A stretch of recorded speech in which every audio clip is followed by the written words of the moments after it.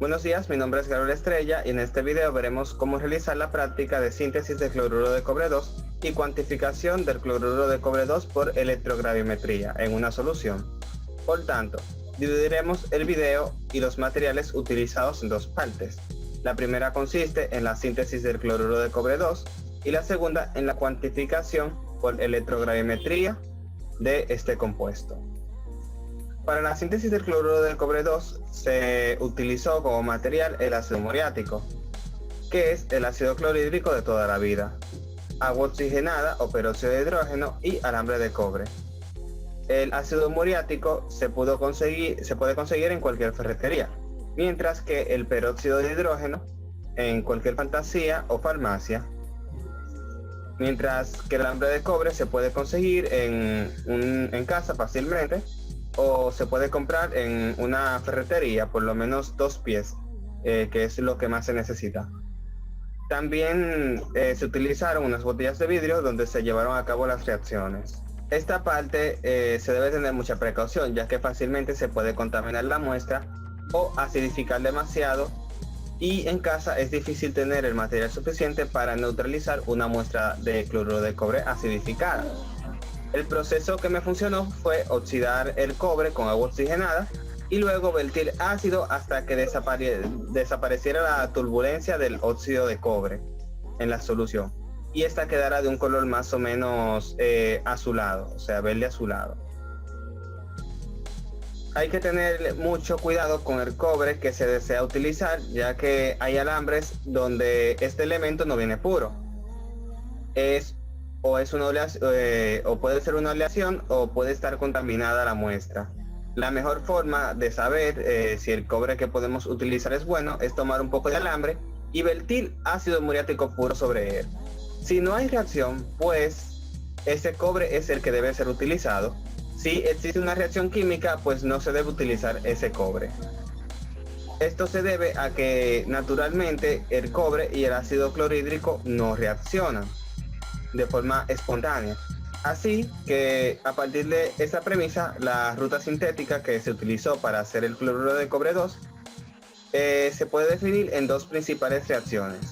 La primera reacción que ocurre es la oxidación del cobre, o sea, la formación del óxido de cobre 2 por el agua oxigenada más el cobre puro, sólido, y luego la conversión del óxido de cobre en cloruro de cobre 2, o sea, con la reacción con el ácido clorhídrico. Todo este procedimiento se llevó a cabo, como se mencionó, en botellas de vidrio. Las reacciones son muy exotérmicas y podrían terminar corroyendo el plástico en caso de que se quiera hacer en botellas de plástico. Al final queda una solución como las que le presento aquí. Si se fijan, esta solución azul es cloruro de cobre 2 hecho en casa. Para determinar por gravimetría el cobre, ahora hablaremos de la segunda parte.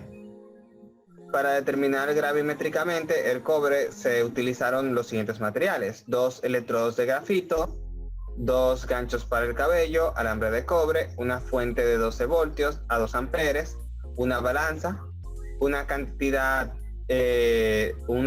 plástica de margarina, un anafe, una jeringa de 10 mililitros, carbón, una lata metálica y un biberón, que fue que utilizamos para medir el volumen. La obtención de los electrodos de grafito fue a partir de una batería tipo D. A estas baterías se les retiraron los electrodos que se encuentran al interno de la misma y se utilizaron para realizar el experimento. Con los ganchos para el cabello se hicieron los bornes que ayudarían a fijar los alambres a los electrodos de grafito.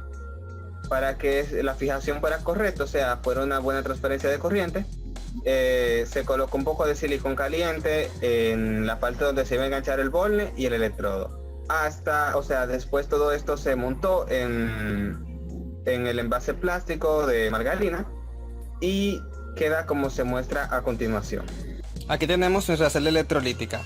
Este es el cátodo, donde se supone que irían los cationes de cobre, del cloruro de cobre.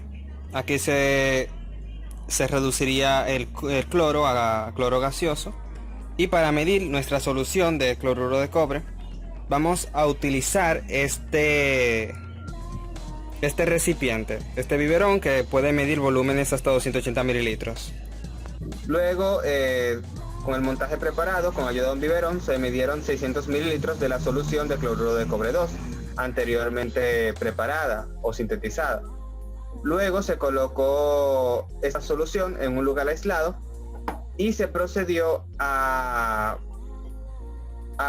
dejar el paso del flujo de corriente en la misma. O sea, se preparó todo, se colocó la solución, se conectó y se dejó fluyendo la corriente por aproximadamente 6 horas. Las partes de ese procedimiento se muestran a continuación. Aquí tendríamos ya la celda electrolítica montada. En nuestro ánodo se está desprendiendo cloro gaseoso, mientras que en nuestro cátodo, no sé si se llega a apreciar, se está depositando el cobre. Mírenlo ahí, amarillo. Ese es el cobre. El sistema está preparado lejos de la casa porque esta solución libera bastante cloro y está hecho en un lugar donde hay pocas personas habitando. Ponemos un abanico para hacer que el flujo de el aire se disperse, o sea, se pueda cegar el cloro y evitar así algún tipo de peligro. Después de aproximadamente 1 hora y media de funcionamiento, vemos cómo ya se empieza a aclarar un poco la solución, mientras se deposita todavía cobre en nuestro cátodo. Aquí podemos observar cómo el cobre se va solidificando. Después de varias horas ya no se está generando más cobre, o sea, ya no está depositando más cobre, por lo que creemos que ya se ha depositado todo el cobre en la solución, ha perdido su color azul característico, y si sigue burbujeando en la parte del ánodo es porque ya se están llevando otros procesos de agentes que se encontraban en la muestra. Procederemos a desconectarlo, a retirar todo el agua y a separar nuestros compuestos. Jeringa de 10 cc, vamos a extraer todo el agua para dejar el cobre que se depositó y extraer prácticamente todo para que podamos secarlo y hacer las pesadas. Una vez que se terminó la reacción, lo cual se sabe a partir de que ya no se forma más cobre en el cátodo, se desconecta con cuidado y con ayuda de una jeringa y mucho cuidado se retira todo el agua que hay en la muestra, dejando solamente el cobre y los restos del electrodo, ya que el electrodo de grafito cuando se utiliza suele desgastarse. Después de esto se preparó un anafre con carbón encendiéndolo y se coloca toda la muestra, o sea, toda la muestra se traspasó a la lata y se calentó para retirar toda la humedad que tenía. Al finalizar ese procedimiento, lo que se hizo fue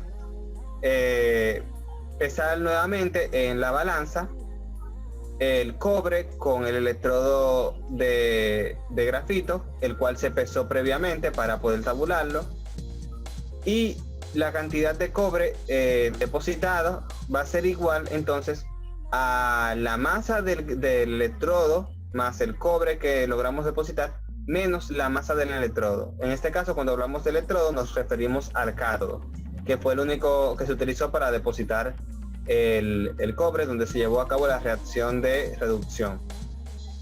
Reacciones que se llevaron a cabo en cada electrodo pueden verse en la siguiente imagen.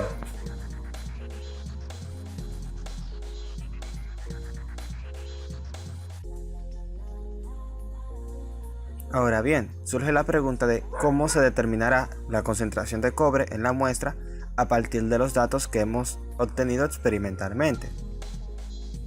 Esto se hace fácilmente. Por ejemplo, hemos conseguido la masa del electrodo más el cobre, que nos dio un resultado de 0.033 libras cuando lo medimos en la balanza. Y también tenemos la masa del cátodo, que sería el electrodo solo, que tuvo una masa al ser medido de 0.011 libras.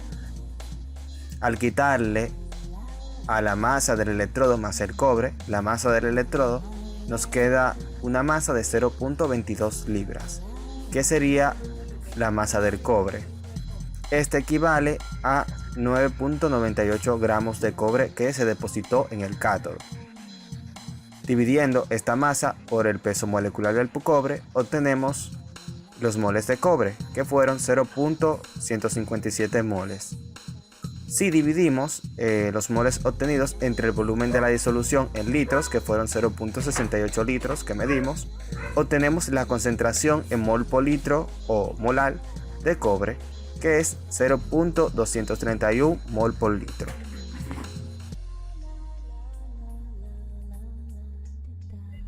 Cabe destacar, o sea, es importante mencionar que este procedimiento, al no ser en un laboratorio, no es muy fiable, ya que la falta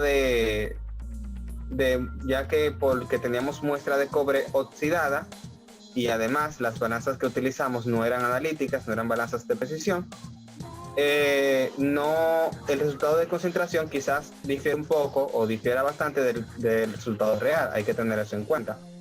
Pero el procedimiento utilizado aquí es básicamente el mismo que se puede utilizar para determinar gravimétricamente cobre en cualquier laboratorio que se tenga la instrumentación necesaria.